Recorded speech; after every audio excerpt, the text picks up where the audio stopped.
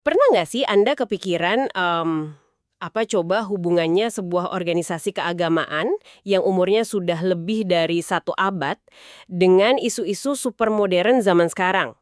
Kayak krisis iklim global, oligarki ekonomi, atau bahkan polarisasi algoritma di media sosial. Ya, emang agak susah ngebayanginnya sih awalnya. Kan biasanya kalau kita mikir institusi historis yang raksasa gitu, bayangannya pasti berujung jadi kayak dinosaurus ya. Kaku, lambat, terus terjebak sama romantisme masa lalu. Nah, kalau Anda punya asumsi kayak gitu, penelusuran mendalam kita hari ini bakal benar-benar meruntuhkan pikiran itu. Sangat mudah buat kita terjebak di stereotip dinosaurus tadi ya. Apalagi di tengah dunia yang lagi ngalamin disrupsi luar biasa kayak sekarang ini. Iya, dari mulai krisis Magnan sampai kekacauan informasi. Betul. Dan banyak banget organisasi besar yang justru akhirnya hancur lebur karena mereka gagal meredefinisi diri mereka sendiri pas ngadepin perubahan secepat itu. Tepat banget. Dan itulah kenapa hari ini kita bakal ngebedah sebuah dokumen yang menurut saya luar biasa menarik. Ini dokumen strategis pasca Muktamar ke-48 dari Muhammadiyah. Mari kita bedah bareng-bareng. Oke, mari kita bongkar. Jujur ya, waktu saya baca sumber-sumber yang ada, dokumen ini sama sekali nggak kerasa kayak arsip organisasi yang membosankan. Malah jatuhnya kayak sebuah masterclass tentang kelincahan strategis atau strategic agility. Memang nggak kaku sama sekali. Misi kita hari ini di penelusuran ini adalah membongkar gimana mereka itu berhasil memperbarui sistem operasi mereka. Biar mereka tetap tajam menavigasi semuanya dari urusan politik negara sampai etika kita di dunia maya. Nah, buat bisa ngelihat kelincahan itu, kita nggak bisa cuma sekedar baca daftar program kerja mereka kan? Kalau Anda mau paham gimana sebuah mesin raksasa beroperasi, Anda harus ngelihat kode dasarnya dulu. Kode dasar kayak algoritmanya gitu ya. Persis. Semacam filter apa yang mereka pakai buat memproses miliaran informasi dari luar. Nah, Muhammadiyah merumuskan filter ini dalam sebuah konsep yang mereka sebut risalah Islam berkemajuan. Oke, mari kita bongkar kode dasar ini. Saya tuh suka nyibaratkan ini kayak sistem penyaringan air di rumah Anda gitu. Analogi yang lumayan pas tuh. Gimana detailnya? Kan ada banyak banget tuh aliran pemikiran atau ideologi di luar sana, ibaratnya air sungai yang kotor masuk ke pipa. Nah, biar air itu nggak beracun pas kita minum, sistem ini punya beberapa lapisan filter buat membuang materialisme, ultrakonservatisme, atau ekstremisme. Ya, mereka ngebangun semacam firewall ideologis lah kalau pakai bahasa IT. Nah, gimana cara kerja lapisan-lapisan filter ini? Lapisan pertamanya itu sesuatu yang sangat mendasar banget, yaitu tauhid. Tapi uniknya, dokumen ini nggak ngelihat tauhid, cuma sekedar konsep teologis tentang keesaan Tuhan yang ngawang-ngawang di langit. Terus jadinya kayak gimana prakteknya? Secara sosiologis, ini tuh adalah sebuah deklarasi independensi. Logikanya gini, kalau loyalitas tertinggi Anda itu cuma kepada Tuhan, maka secara otomatis Anda itu terbebas dari penghambaan terhadap manusia. Wah, oke. Bebas dari penghambaan kekuasaan atau berhala-berhala politik dan materialisme zaman sekarang. Tunggu, biar saya cerna dulu. Independensi moral di atas kertas itu kan emang kedengarannya heroik banget ya. Keren gitu. Memang, tapi ada tapinya kan? Iya, tapinya pada prakteknya klaim moral kayak gitu gampang banget disalahgunakan kan? Gimana cara mereka mencegah anggota mereka sendiri atau faksi di dalam organisasinya memelintir teks-teks agama buat membenarkan tindakan yang ekstrim? Nah, itu masalah klasik. Kan itu sering banget terjadi di luar sana. Betul, dan pertanyaan Anda itu langsung dijawab sama lapisan filter mereka yang kedua. Buat mencegah manipulasi teks tadi, mereka netapin semacam standar kontrol kualitas yang super ketat. Mereka nyebutnya sunnah makbulah. Kontrol kualitas teks, maksudnya gimana tuh?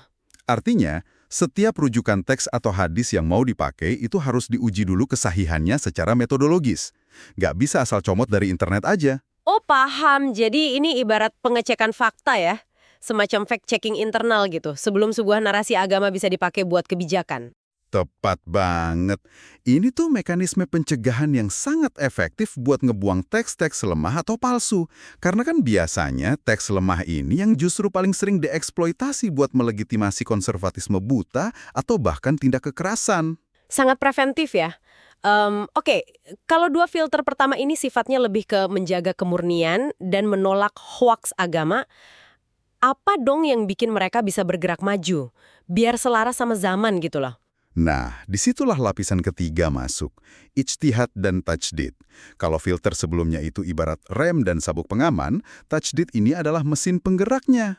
Mesin pembaruannya ya. Betul. Konsep ini misahin dengan sangat tegas mana ajaran murni yang emang nggak bisa diubah dan mana yang masuk wilayah muamalah. Muamalah itu kayak interaksi sosialnya. Iya, kayak hubungan sosial, sistem ekonomi, teknologi, budaya, yang justru wilayah ini tuh emang wajib terus dimodernisasi. Mereka secara tegas nolak sikap anti-science. Wah, jadi inovasi teknologi nggak dilihat sebagai ancaman dong? Sama sekali enggak, justru dilihat sebagai alat yang harus diintegrasikan. Oke, ini mulai ngebentuk gambarannya utuh di kepala saya. Mereka punya independensi dari kekuasaan, mereka punya fact-checking teologis, dan mereka punya mesin modernisasi. Lengkap kan? Tapi pas mereka turun ke ruang publik, entah itu di panggung politik atau isu sosial, posisinya tuh di mana? Di kiri, di kanan? Mereka menempatkan diri di posisi yang disebut wasatiyah, atau gampangnya posisi tengah. Dan ini penting banget buat dipahami dengan benar. Ya, jujur aja sih, saya harus ngakui kalau dengar kata posisi tengah atau jalan tengah itu di telinga saya sering kedengarannya kayak netralitas yang pasif. Anda tahu kan maksud saya? Kayak yang cuma cari aman aja gitu. Nah, iya. Kayak orang yang nggak mau ambil risiko, diam aja di tengah biar nggak diserang dari sayap kiri atau kanan. Cari selamat lah. Dan itu adalah kesalahpahaman yang paling sering muncul kalau ngomongin jalan tengah. Tapi dokumen ini secara eksplisit mengklarifikasi hal itu. Oh ya, klarifikasinya gimana? Wasatiyah Muhammadiyah itu sama sekali bukan netralitas yang pasif atau cari aman. Ini adalah posisi tengah yang sangat aktif dan berani. Coba Anda bayangin pendulum politik yang lagi berayun ekstrim. Oke, bayangannya dari kiri banget ke kanan banget ya. Betul. Di satu sisi ada ultrakonservatisme yang kaku, pengennya nguter balik waktu. Di sisi lain, ada ultraliberalisme yang sampai mencabut manusia dari akar etikanya. Terus mereka ngapain di tengah? Mereka masuk ke tengah itu secara proaktif buat ngasih intervensi, ngasih solusi rasional buat ngenetralin kedua kutub ekstrim tadi, bukan diam duduk manis. Wow, oke. Pemahaman yang lumayan ngubah perspektif saya nih. Jadi mereka bukannya diam, tapi narik dua sisi ekstrim itu balik ke titik keseimbangan. Luar biasa sih. Terus, hasil akhir dari semua proses saringan air ini apa? Hasil akhirnya itu muncul di lapisan filter kelima, yaitu rahmat bagi semesta. Gampangnya, ini adalah prinsip akuntabilitas mereka. Akuntabilitas ke masyarakat luas maksudnya? Ya, filter ini mastiin organisasinya nggak boleh cuma sibuk ngurusin ritual internal atau kepentingan kelompoknya doang. Metrik kesuksesan mereka itu harus diukur dari dampak nyata ke kesejahteraan sosial. Oh, makanya mereka bikin rumah sakit dan lain-lain itu ya? Persis. Dan yang lebih relevan lagi hari ini, metrik kelestarian ekologis juga masuk ke situ. Oke, jadi 5 karakteristik ini, tauhid, sunnah, makbulah, tajdid, wasatiyah, yang aktif, dan rahmat bagi semesta, itu jadi semacam kompas ideologinya. Betul, itu kompasnya. Tapi gini, punya prinsip konseptual yang bagus itu satu hal ya. Eksekusi di dunia nyata yang berantakan ini kan beda cerita. Era modern ini penuh isu yang ruwet. Pastinya, nggak sesederhana di atas kertas. Nah, gimana sih tepatnya pas mereka lagi rapat di ruang tertutup gitu?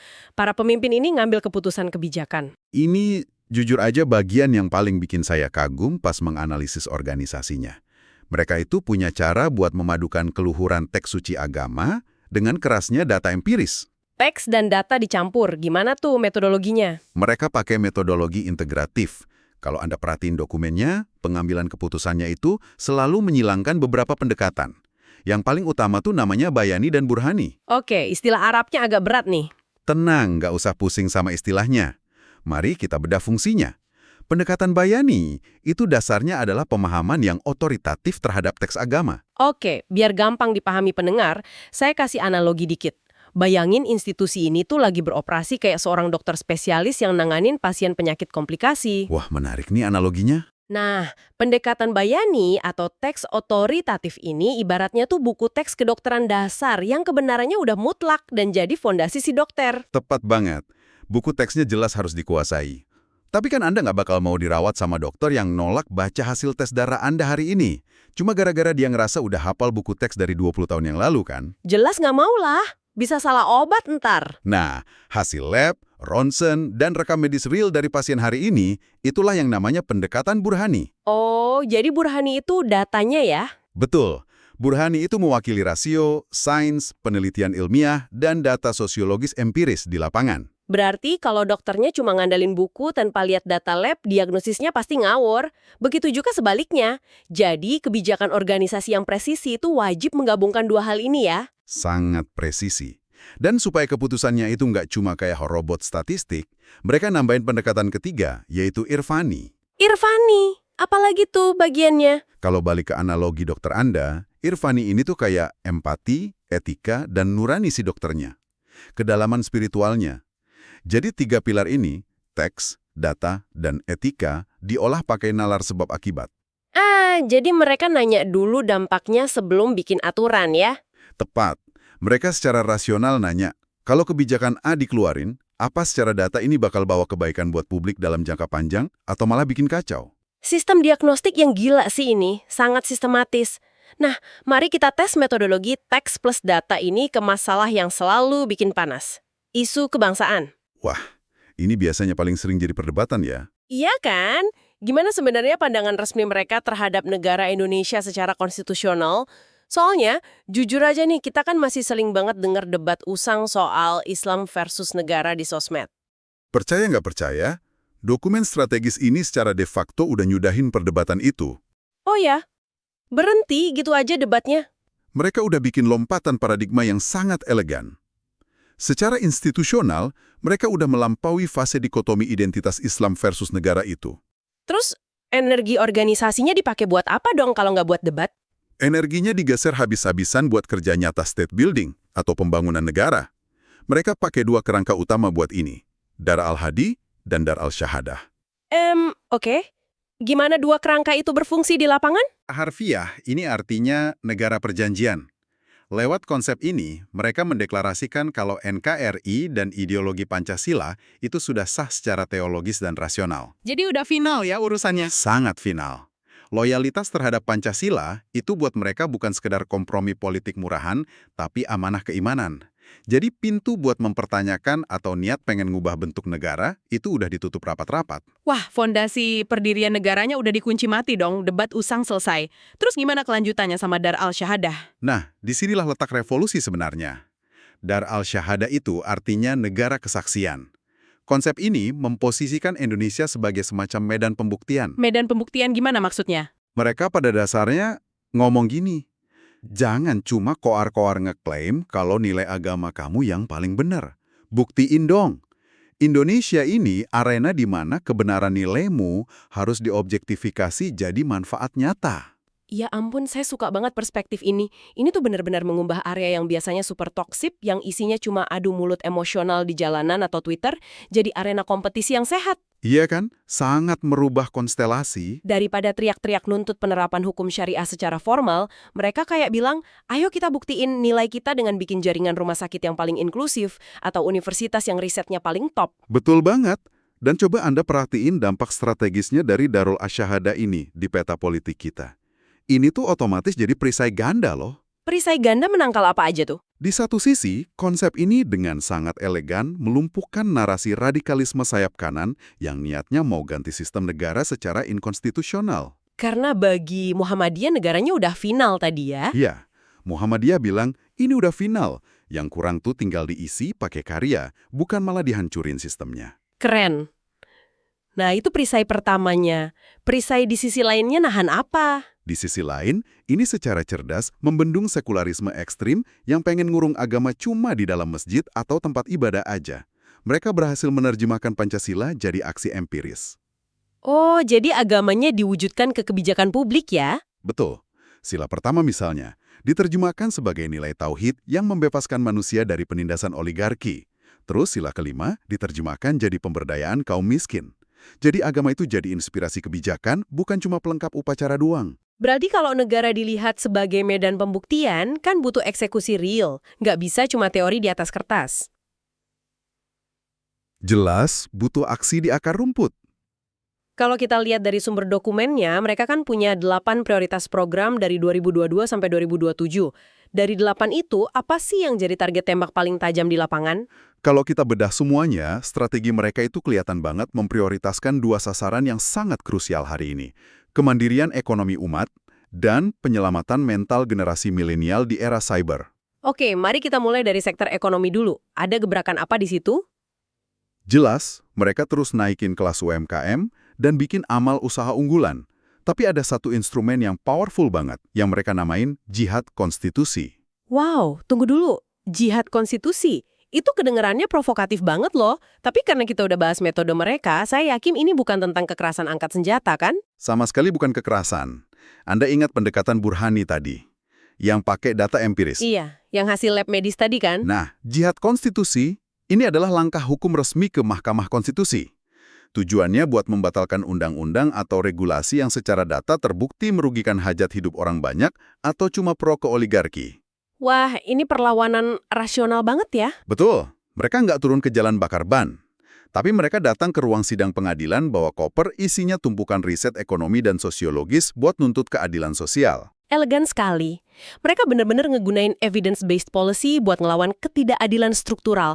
Nah, itu di isu klasik kayak ekonomi ya. Tapi di sisi lain, dokumen ini saya ngelihat sebuah kontras yang memikat banget. Kontras di bagian mananya? Di satu sisi, mereka ngurusin kaum duafa dan oligarki, tapi di halaman lain, mereka tuh sangat awas sama urusan literasi digital, bahaya algoritma, dan kesehatan mental Gen Z di ruang siber.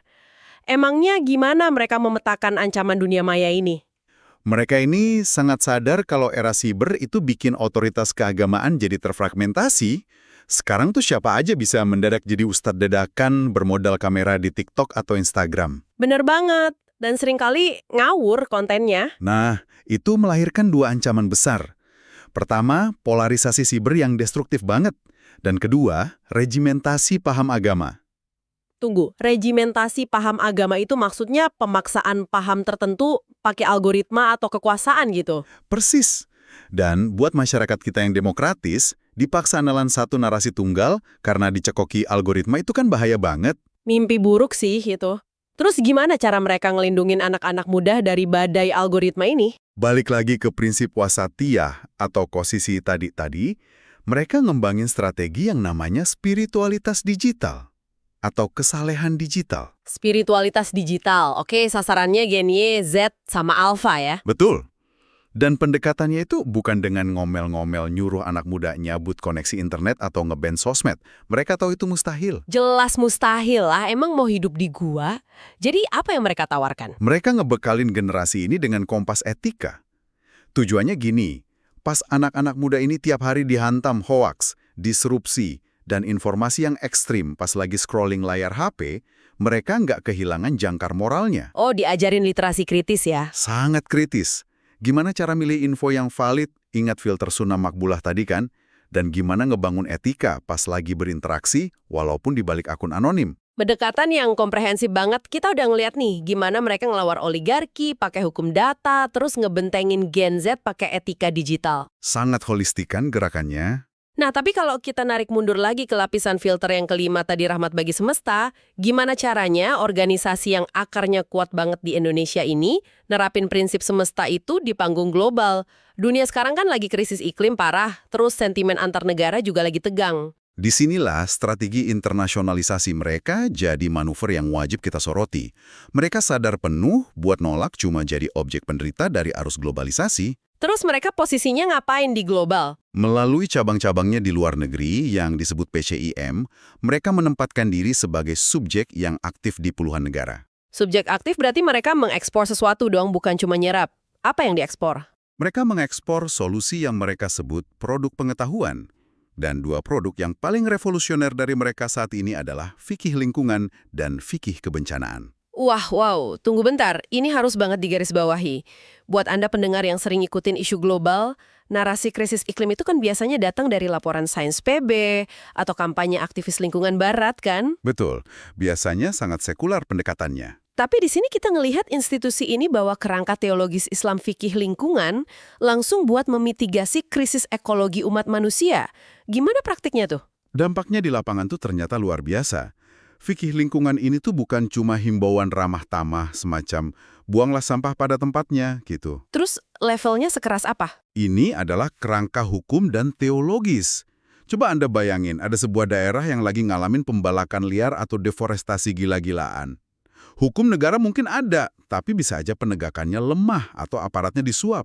Ya, itu mah realitas pahit yang sering kita dengar lah ya. Nah, di titik inilah institusi agama turun tangan keluarin fatwa berbasis fikih lingkungan.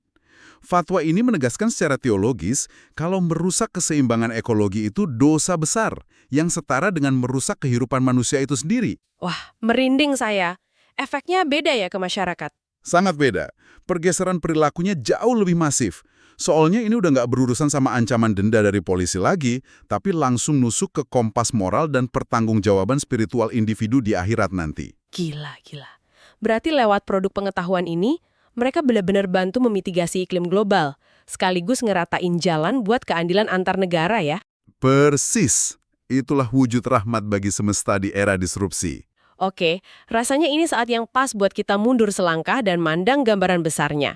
Apa yang udah kita bahas hari ini tuh bener-bener ngebuka mata. Saya sepakat, banyak asumsi yang terbantahkan. Kita tadi mulai dari gimana mereka memperbarui kode dasar pakai risalah Islam berkemajuan, firewall yang isinya tauhid, anti-hoax agama, pro-sains, aktif di jalan tengah dan peduli lingkungan. Dan ingat, kode dasar itu dieksekusi pakai mesin yang menggabungkan buku teks teologis dengan data laboratorium sosiologis hari ini, ditambah nurani empati tadi. Betul. Dari situ, mereka merevolusi cara mandang negara jadi medan pembuktian karya nyata. Sampai ke advokasi ngelawan oligarki, ngebangun kesalehan digital buat Gen Z, dan mengekspor fikih lingkungan ke dunia. Sangat komplit eksekusinya. Suran kita hari ini penting banget buat pendengar kita pedulikan. Gini, terlepas dari apapun latar belakang profesional atau keyakinan Anda yang dengerin ini, apa yang ada di dalam dokumen itu sebenarnya adalah masterclass sejati tentang manajemen perubahan. Masterclass manajemen perubahan dari organisasi yang usianya seabad ya. Iya loh, ini contoh yang paripurna banget soal gimana entitas raksasa berhasil nemuin titik keseimbangan. Mereka pegang teguh nilai fondasi mereka secara absolut, tapi di saat yang sama beradaptasi secara radikal sama sains, data objektif, dan tuntutan masa depan. Kelincahan strategis yang sesungguhnya ya. Nggak gampang tuh nahan godaan buat nggak jadi kaku. Sangat nggak gampang. Tapi mereka buktikan itu mungkin. Dan sebagai penutup penelusuran mendalam kita hari ini, saya pengen ninggalin Anda dengan satu pemikiran provokatif buat Anda renungkan sendiri habis ini. Wah, apa tuh pertanyaannya? Gini, kalau sebuah organisasi masyarakat sipil bisa secara proaktif ngerumusin gugatan kebijakan ekonomi pakai riset empiris, terus ngebangun etika buat ngelawan algoritma digital, sampai bikin regulasi teologis untuk krisis iklim, Terus? apakah ini pertanda di masa depan yang makin terdisrupsi nanti, justru kekuatan-kekuatan moral dari masyarakat sipil semacam inilah yang bakal jauh lebih lincah dan efektif memandu arah peradaban kita dibandingkan dengan institusi negara tradisional itu sendiri. Wow, itu pemikiran yang dalam banget. Silakan Anda pikirkan hal itu. Terima kasih sudah mendalami wawasan ini bersama kami.